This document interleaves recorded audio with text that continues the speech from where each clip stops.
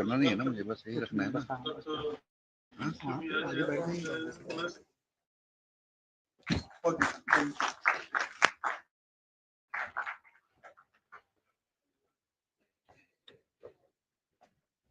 Dr. Sonia, please.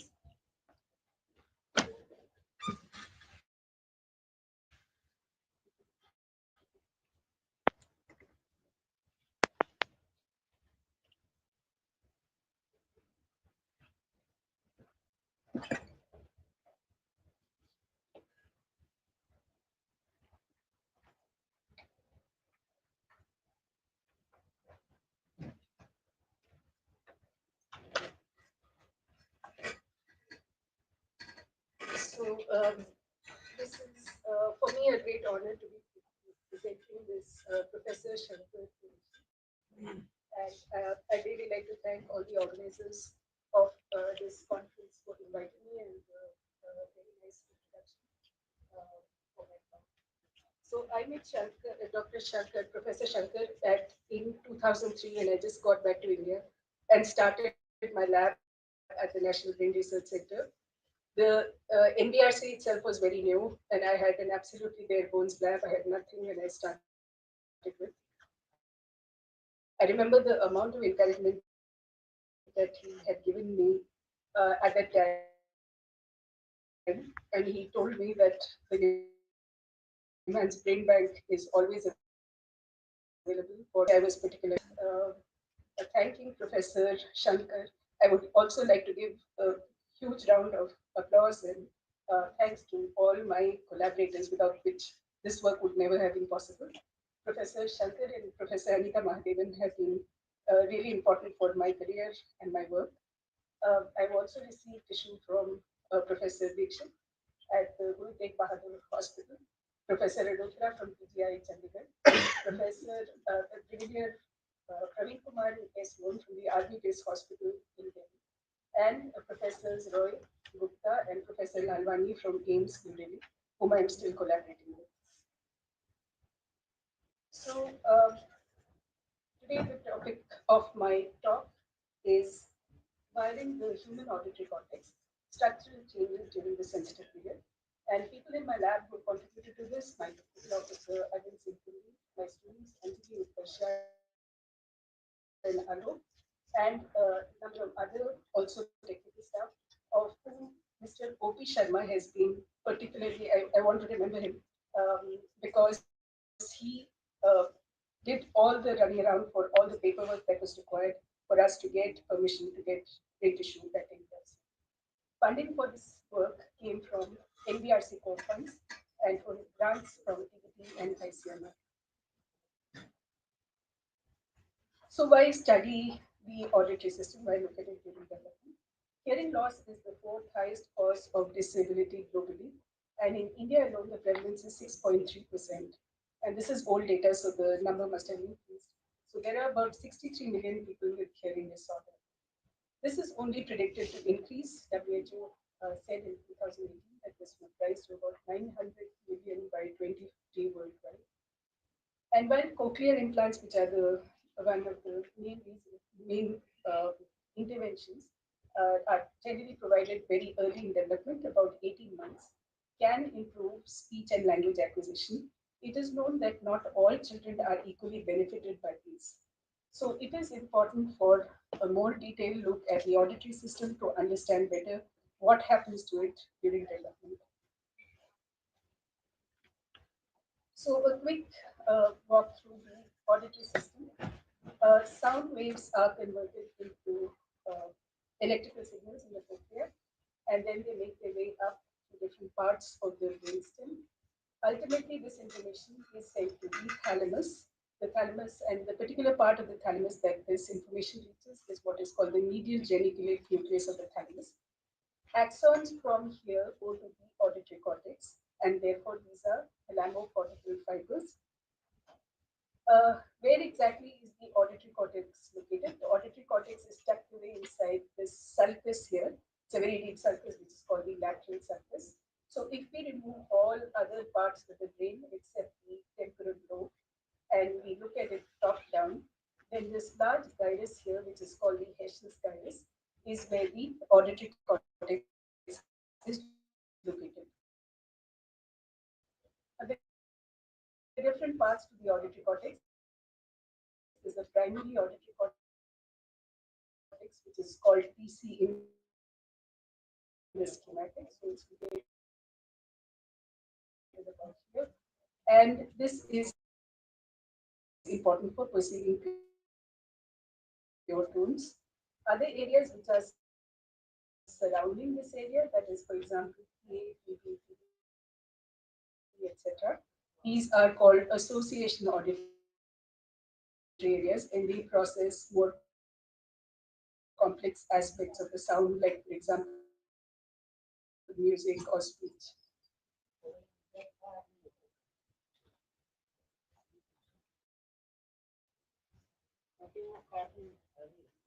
So, I'd like to now introduce you a little bit lines here. And each one stands for one is for hearing, vision, emotional control, etc. The ones that are, of course, important for the purposes of my talk are hearing and language. So this scale here on the x-axis gives you 0 to about 4 years. So during preschool, all these neural circuits are extremely affected by sensory input from outside, various kinds of sensory input, hearing, vision, etc., interactions with peers and other parents for both language and for hearing to develop normally. Language, as you can see, tapers off much later. So the ability to learn a second language ends at about 7 years of age. So before the 7 years, children can actually pick up more than one language and speak it extremely fluently, almost as good as a native speaker.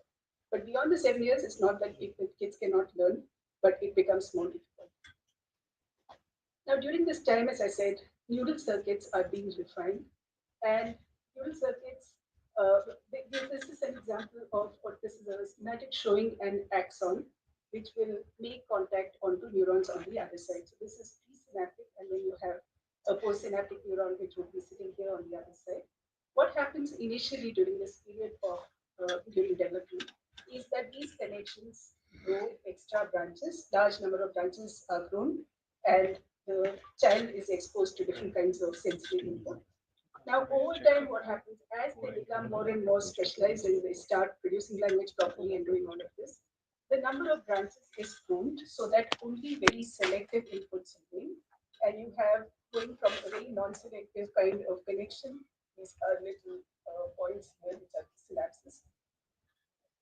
You have only highly selective synapses remaining at the end of this period. So there is this pruning, period of pruning and refinement of the neural circuits over time.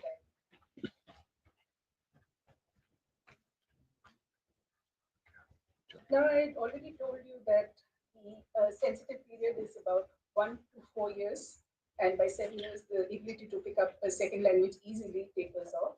But actually, hearing actually begins much earlier. This is at 20 gestation weeks, even before the baby is born. So, a number of studies have been done where sounds have been played to the mother's abdominal wall, and the fetus shows responses to those sounds. So hearing actually begins already before birth at 20 gestation weeks. So it's not really surprising that by birth, babies can recognize their mother's voices. If you have a mother speaking out from a passage versus another woman, they respond to that of their mother's, the sound of their mother's voice. They're even known to respond to sounds in their vicinity which they were exposed to preterm. Like, for example, babies born near airports will recognize or respond to the sounds of planes. Now, between 1 to 4 years, what happens? They listen to a lot of language, which is produced by their parents, produced by their peers. They have the space of auditory learning, also of auditory motor integration, where they are practicing their vocalizations and producing them, that is language. And ultimately, they get to a good, very good speech. Even at about 4 to 5 years, normal kids produce good speech.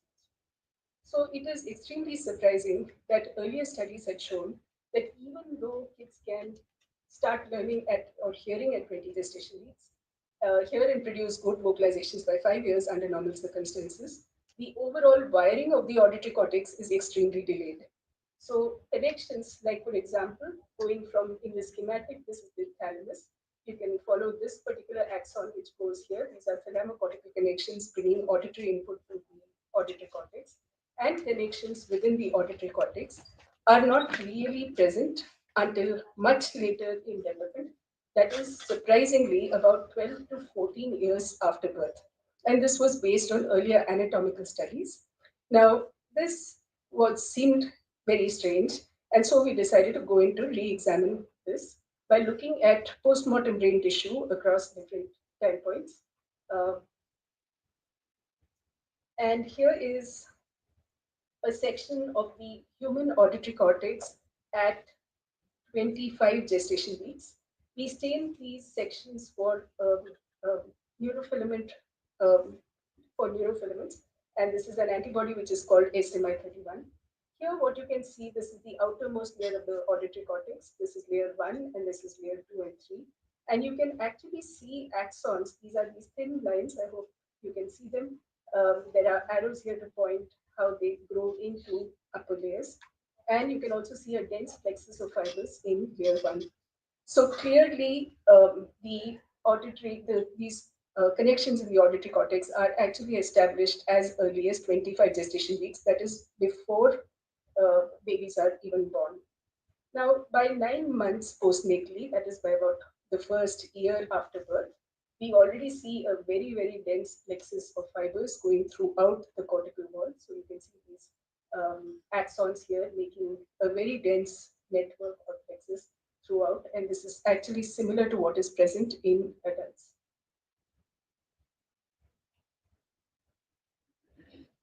So after this, we decided to use postmortem tissue again to look at where these neurofilament positive axons originate from, when do synapses form, and are there any changes in their number? And we were also, of course, interested in understanding whether there was any pruning or refinement of the neural circuits, as I had talked to you about earlier. So we first looked at excitatory inputs, and the sets of excitatory inputs which use an excitatory neurotransmitter called glutamate. One is the thalamocortical axons, which are growing from the thalamus into the cortex, bringing up auditory information. And then within the auditory cortex itself, these are called cortico-cortical connections. Both are glutamatergic. Now, glutamatergic synapses or points of contact between these axon ends and the neurons in the auditory cortex are positive for a protein which is called the vesicular glutamate transporter. This is important for the storage and release of glutamate, and this is what we use to detect these synapses in the brain. There are two kinds of vesicular glutamate transporters. VGLUT1 labels cortico-cortical connections, and VGLUT2 labels thalamocortical connections. In this schematic here, thalamocortical fibers enter. They make contacts mainly in layer 4 and some in layer 6. And these ends, the point where this touches the neuron sitting here, these would be positive for VGLUT2. And VGLUT1 mainly makes connections. These are the cortico-cortical connections, mainly in layers 2 and 3. If you can see this, there are these little green dots or puncta, and I'll only focus on these. These are the V group 1 positive synapses, and these are the V group 2 positive synapses. And again, remember that these are presynaptic. This is a presynaptic marker. So we then looked at density of the synapses. Here's what we found. In terms of cortico-cortical synapses, I will mainly tell you about layers 2 and 3, although these synapses are present in other layers also.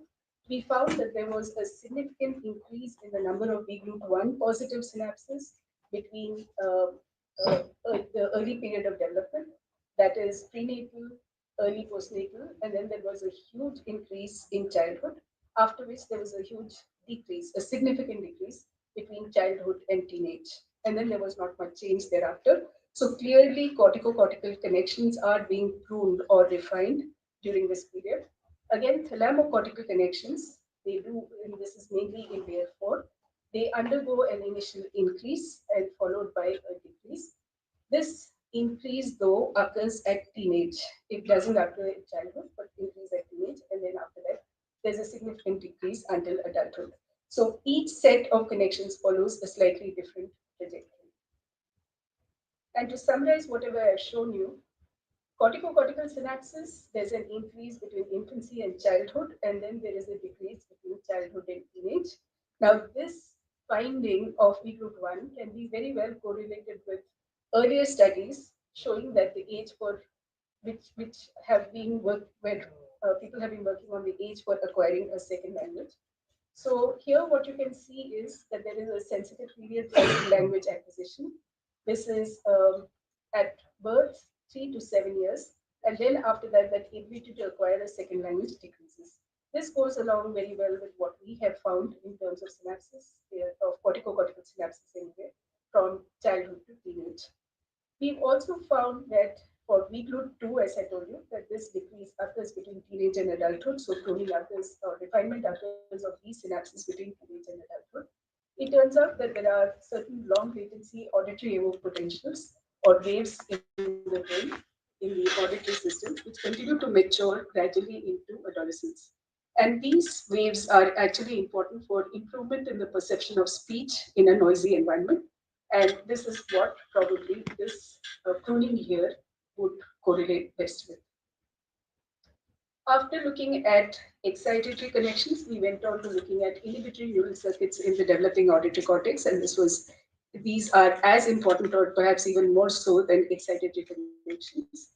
Here's a schematic showing these cells, which are the excitatory neurons in the cortex. These are pyramidal neurons, and then we have different kinds of interneurons in the brain. Which make these inhibitory synapses. So inhibitory synapses are important for gating signal flow, sculpting network dynamics, plasticity, and cognitive functions. And we can label these with a presynaptic marker called vesicular GABA transporter because the neurotransmitter here is GABA, and a postsynaptic marker which is called gefidin. So for our studies, what we did was to label the brain with both single sections with both VGAT and gefidin, so both the pre and postsynaptic inhibitory markers. And you can see here that wherever they co-localize is what we counted. These turn up as yellow dots. The VGAT was positive or labeled with a green dye, secondary antibody, and this gefidin was labeled with red. Now, although the lights are very bright, I hope you can actually see this. This is at during the fetal stage. This is during the third trimester. There is very little label, very few inhibitory connections with the brain. But as time goes on, this is during the postnatal period, during the childhood or pediatric age group, adolescence and adulthood, there is a huge increase in the number of inhibitory connections in the brain. So instead of an initial overshoot and then going down, in this case, there is a gradual increase in the number of inhibitory connections in the auditory cortex. Here's the quantification that we did for it in layers 2, 3, and 4, the upper layers 2, 3, and 4 of the auditory cortex. There was you can see here inhibitory connections very low in number initially, and then they increase, the density increases, and it's the highest in adulthood. Layers 5 and 6 are slightly different. The increase is, there is a significant increase during the early postnatal period, and then there is a decrease. So this is slightly different in the deepest layers of the auditory cortex. We also looked at interneurons or the inhibitory interneurons in the brain. There are three main kinds of interneurons. One is positive for a calcium binding protein called parvalbumin, and these are about 40 to 50% of all interneurons. The other kind is somatostatin positive interneurons, and each of them slightly different. You can see parvalbumin positive neurons make connections directly onto the cell body of the pyramidal neurons. Somatostatin make connections onto the apical dendrites of these neurons. Whereas parvalbumin is mainly important for feed-forward inhibition, somatostatin is important for feedback inhibition. There are also VIP positive cells, vasointestinal peptide, but I'm not going to talk about those today. So this is what somatostatin positive neurons look like in different layers of the cortex, from layers 2 to layer 6. Larger somatostatin positive neurons are present. These are called Martineau T cells, are present in layers 2, 3, and 5 and 6. And the smallest ones are present in layer 4. Now, the somatostatin positive neurons are extremely important for various kinds of functions. It is known that the decrease in their numbers leads to epilepsy, also to conditions like schizophrenia, bipolar disorder, and depression. So, clearly, these are important for cognition. What we found was that, and these are sections of the auditory cortex.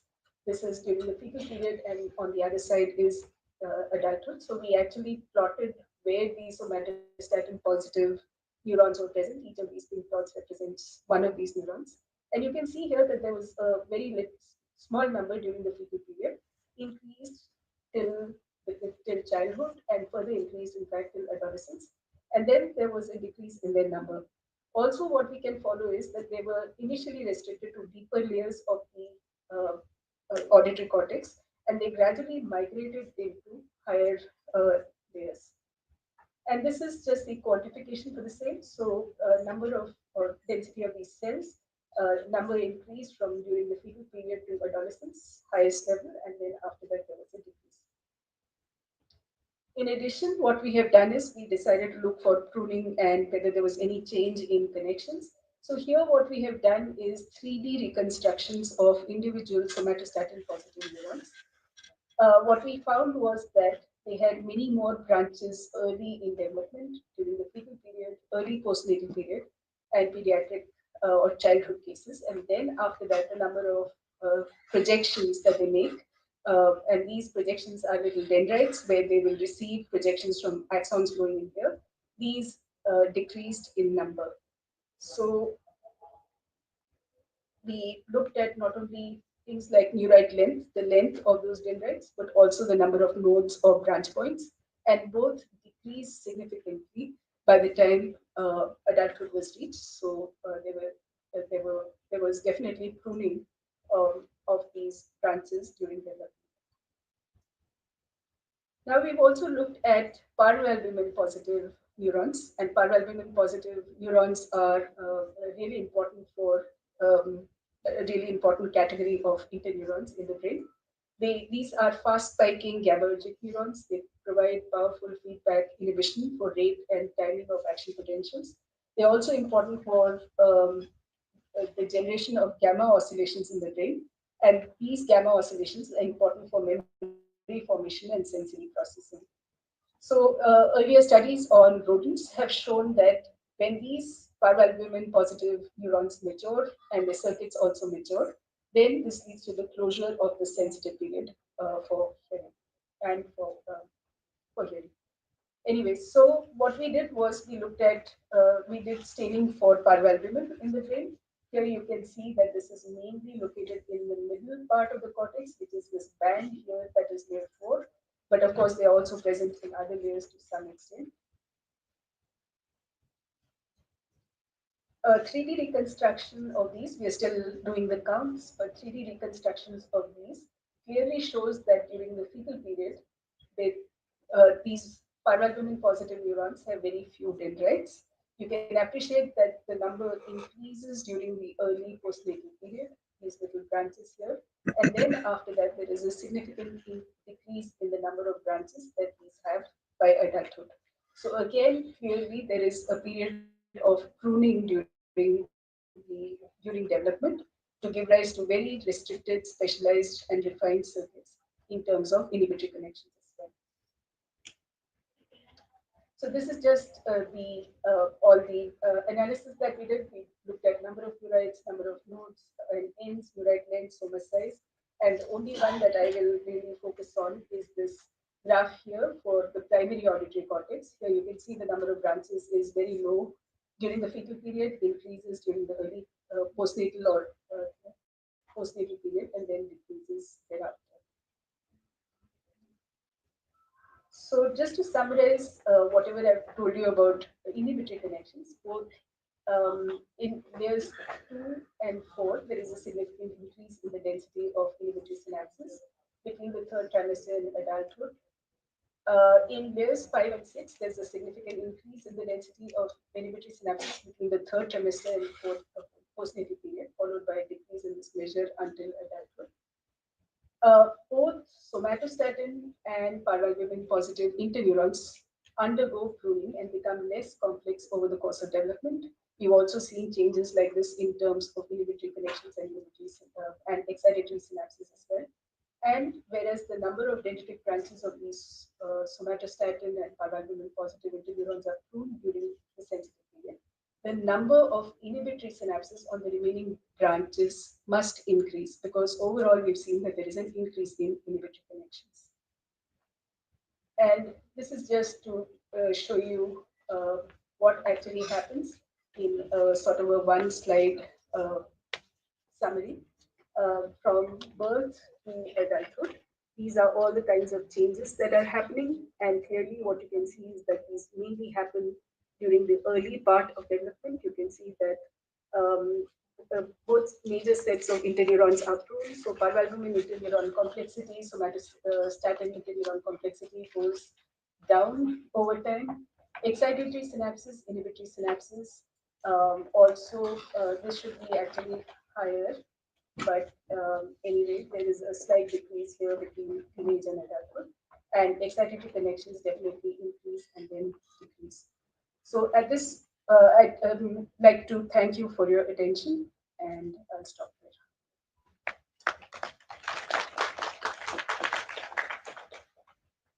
Yeah.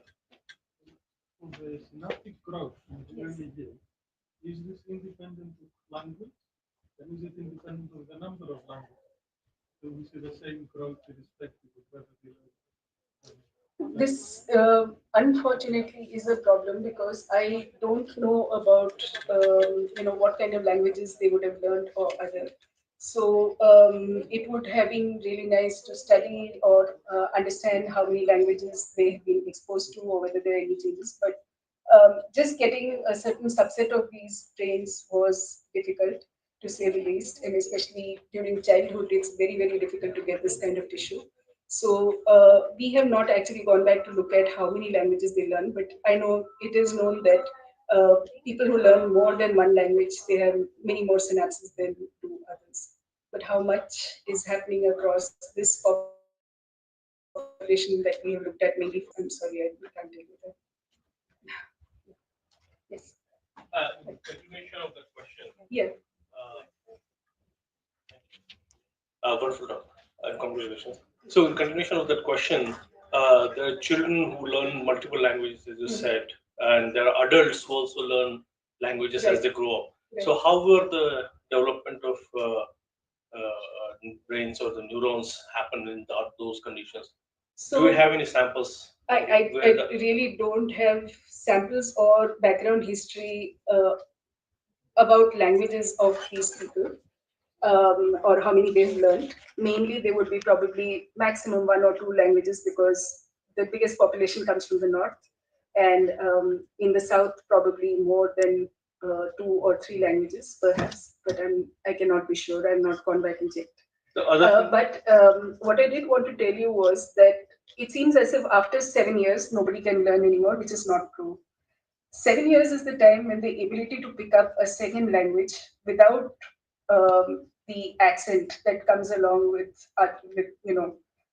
if you're learning a foreign language or something, that ability of producing languages like a native speaker, that tapers off. So adults can also learn, but the only thing is that their own languages that they've already learned will produce an accent in the language that they speak. However, there is one category of the adults and who are kind of slightly special, and those are people who are very good mimics, people who can imitate very well. They actually can pick up, languages from other uh, countries or whatever and speak them fairly well. Excellent talk, Soumya. So, with respect to neuroplasticity, Right. how would you rate the cues which would drive the balance between these two neurons? I cannot With respect to remember. neuroplasticity, it happens. Yeah. How would you rate the balance between the neurons? Between excitation and yeah. inhibition. Yeah. We are actually putting the whole story together. So exactly what happens at each Yes. period. Yes. It's interesting that we have, especially in layers 2 and 3, those are where the cortical connections are. It's opposite for inhibitory and excitatory connections. So inhibitory connections, excitatory connections are pruned. There is a decrease and then they attain their final state. On the other hand, there is a gradual increase in the number of inhibitory connections. But overall, the number of connections are more or less balanced. But still, whatever data I have shown you for the inhibitory part, we are actually still collecting the data.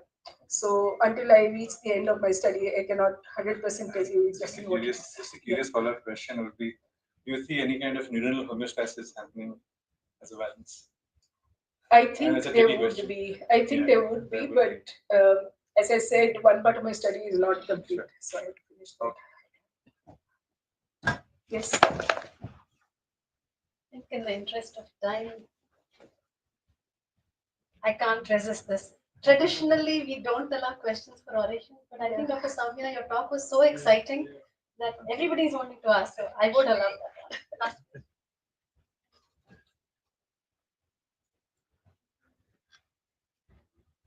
It was very interesting talk, ma'am. Yeah. In the beginning of your slide, actually, you told about the cochlear implants. Yes. So, in that context, I want to ask one question. Okay. So, when the cochlear implant is done, because it is known that the child is going to have this hearing problem. So, what is the exact means? Hearing starts early and the language acquisition starts late. Yes. That is the context. So, Yes. So, ma'am, if the cochlear implant is not done, so the speech and other issues can start. Although the child is okay with this with that part, but because of this hearing issue, this thing will happen. So humans as songbirds, which is what I also work on, they are throughout their life dependent on normal hearing to produce normal speech. When you hear people who are deaf or even have been implanted with cochlear implants at a later stage, you will always find that they have a slight difference in the way they vocalize because they've never been able to exactly hear and produce this speech. So you need not only what you hear from outside, but you need to hear your own vocalizations in order to be able to perfect them and make them proper and produce them in a perfect way.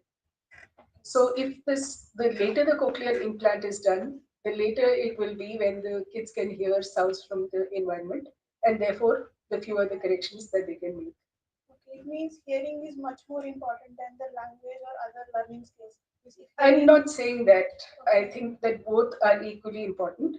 But the importance here is that without normal hearing, you cannot speak properly. It's not possible, literally.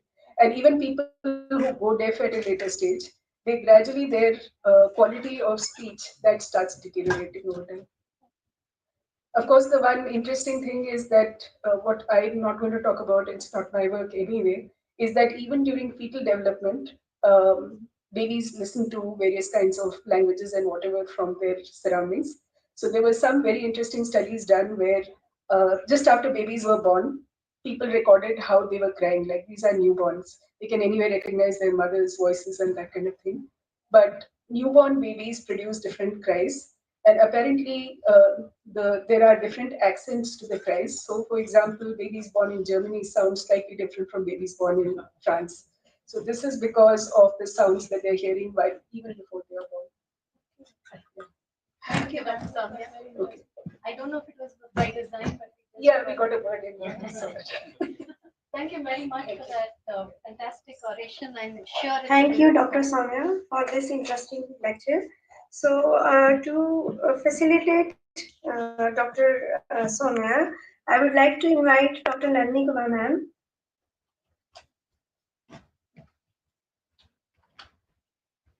A huge round of applause for our Dr. Soumya.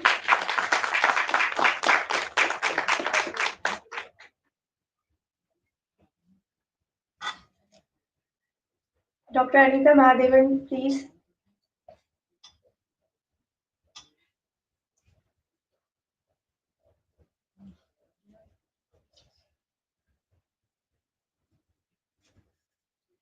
Please keep clapping.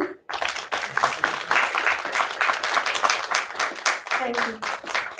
Thank you all. Congratulations, Dr. Soumya. I just want to say I hope I've done Dr. Shankar proud, considering this was part of what he had given me as a gift.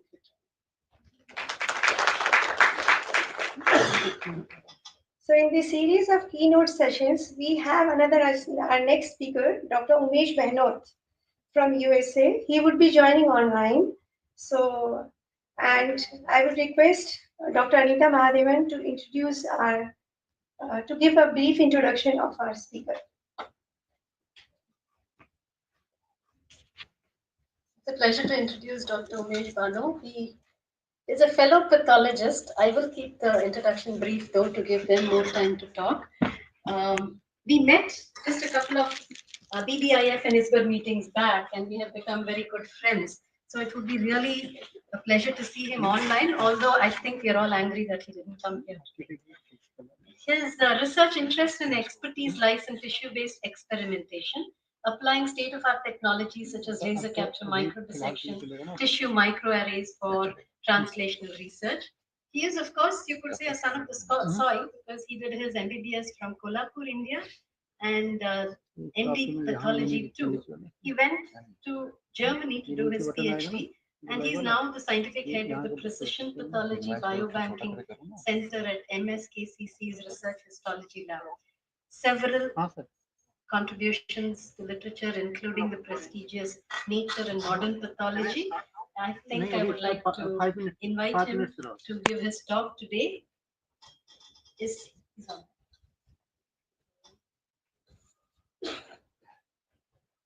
Just give us a couple of minutes to get him on.